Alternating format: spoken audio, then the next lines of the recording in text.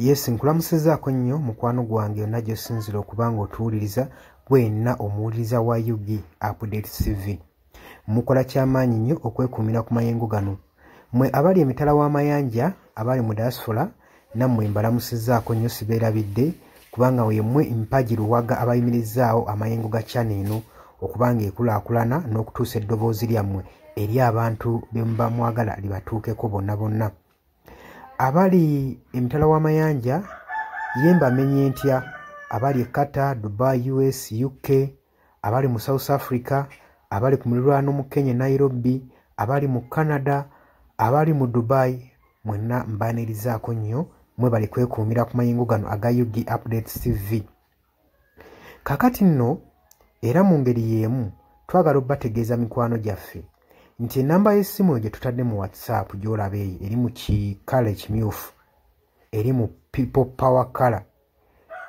Eyo nno gw'ayagala okuba ng'olanga naffe gy'ogenda okuba ng'oyitako gwe mukwano gwange gw'ayagala okukola advertisement osobola okuba ng'okuba bizinesi y'abantu, enamba gy'oba oyitako ojja kuba ng'osobola bulungi nnyo communicatinga naffe buli kyonna ky'onooba oyagala tuteeseganyeemu nakyo gwe ali eyo ampuliriza. Mbeebazaamu ak'ensusso mmwe abagenze mu maaso okukola omulimu gw'okusubscribinga kweno channel. Buli w'osubscribinga kimanye nti oba oyongeddeko eddaala kweno channel. So mmwe mbeebazaamu ak'ensusso nammwe ababyagaliza ab'enganda bako n'ab'emikwano mbakubiriza okusubscribinga ku UG Updates TV mukolera ddala ekintu ky'amaanyi. Weewaawo naawe gwe atannaba kuba ng'otwegattako nga oliko gwe atuwuliriza osobola okugenda wansi awo waliwo ekigambo subscribe n'okikoonamu ojja kuba ng'osobola bulungi nnyo otwegattako. Buli w'osubscribe nga kitegeeza oba ogenda kuba ng'ofollowinga buli kyonna ekigenda mu maaso ekikolebwa ku mukutu guno ogwa UG Updates TV. Kitegeeza ki? Nti gwe ayagala okuba ng'otufollowinga bw'oba omaze okusubscribinga teweerabirako na mukadde, genda wansi wali okoonene mukadde osobola okuba ng'ofuna notification message. Buli w'okoona mukadde wabeerawo ka notification message akajja akakulaga nti nno waliwo information erinkinze ku UG Updates TV gwe mukwano gwange ali eyo mpuliriza. Ng'era we mbeebazizza ekyensusso nammwe abajja mu comment section mbeebaza. Mwabajja ne mukomentinga ne muteekako endowooza yammwe eri eggwanga ne mulitangaaza kubanga njagala mukitegeere. Lwaki mbakubiriza nnyo okujja mu comment section otangaaze omukulembeze ku ky'ekituufu ky'ateekeddwa okukola. Bangi tubalonda bulijjo ne tulowooza nti nno be basinga mu basinga. Leka kulonda mukulembeze wo oba mubaka we agenda obbakulembera gwe n'olowooza nti nno buli kimu agenda kuba akyemalirira.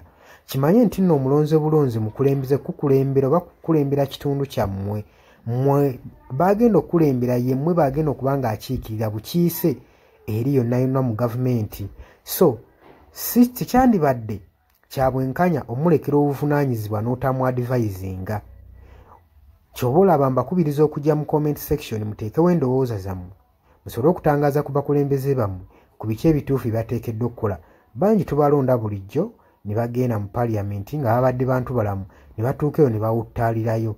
Kitegeeza ki? Nti olina okuba nga buvunaanyizibwa bwo okuzuukusa omubaka wo oba olaba nga yeebase gwe mukwano gwange ali yampuliriza. Ne ntumirako nammwe abalwanirira eddembe ly'enkyukakyuka mu ggwanga lyattu Uganda mukola kyamaanyi nnyo okulwanirira enkyukakyuka. Gwali yeebase ng'ebintu tobiraba obanga olabanga ebitakukwatako bijja tuuka ekiseera bikwateko. Wabula ate gwe nkuzaamu amaanyi agenda mu maaso n'okuyiwawo omubiri ng'olwanirira enkyukakyuka. Bannange abantu abo mubeebazeemu ak'ensusso kubanga bakola kyamaanyi nnyo obbaliidinga n'obbakulemberamu n'okubalaga ki ekituufu ekisaanidde okukolebwa.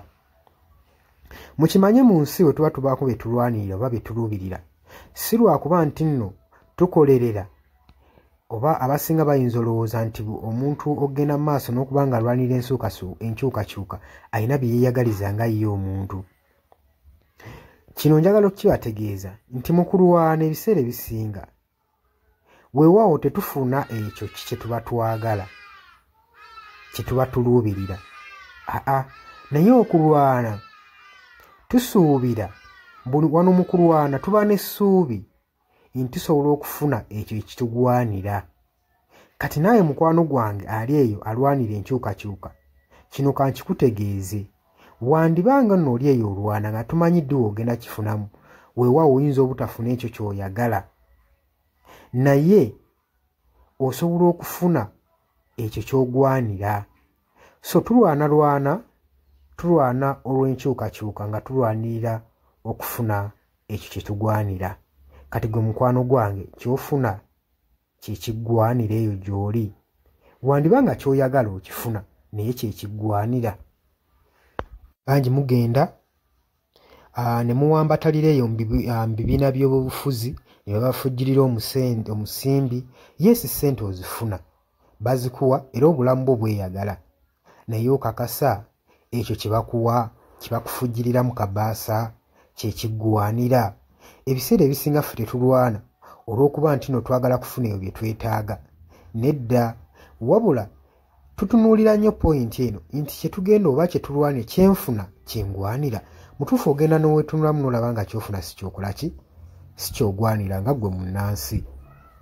Ky'oba ovaayo n'embavu osobole okuba nga olwanirira enkyukakyuka gwe mukwano gwange ali eyampuliriza. Nja basaba kano akatambi tugende maaso n'okuba nga tukasheyalinga buli muntu ategeere kiki ekigwanidde okukolebwa na lwaki enkyukakyuka esaanidde okubeerawo mu ggwanga lyattu Uganda. Si lwakuba nti oli bulungi kati, wabula wandibanga oli bulungi naye ekyo ky'ofuna ky'ogwanira. Ekyo kye kibuuzo. Era naawe osobola okujja mu comment section n'onteerawo endowooza yo nti gwalemesa enkyukakyuka ky'ofuna ky'olwanira. Muli ku Yugi Updates TV ku musinzi oba nga mutuwuliriza mwebale kwekuumira ku mayengo gano. Ngenda maaso n'okukubiriza mmwe abatannatwegattako kirira wansi waliwo ekigambo subscribe kikoonemu obeere ng'otweyungako. Ennamba eyo gye ntaddeawo nabagambye dda gwagala okulanga naffe gy'oba oyitako ojja kuba ng'osobola okommunikatinga. Mbaagala nnyo, mweraba era nga mbaagaliza ebisinga.